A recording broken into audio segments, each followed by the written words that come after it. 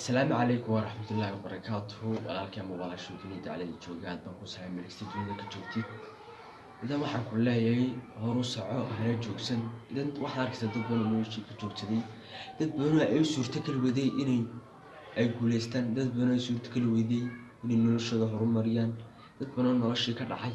waxaad arkaysaa dad badan oo guuleystay, waxaad arkaysaa dad badan oo horumar, waxaad arkaysaa dad badan oo guusha heerka gaaray.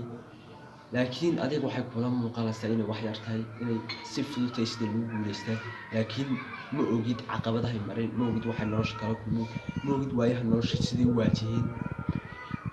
markaad ka wareysatid caqabado badan bay ka sheekeynayeen, wax badan aan rumaysan karin. laakiin markaad aad isku dayayda aad bilowdi guusha adigu aad rumaysan kartid, adigu la kulmi kartid.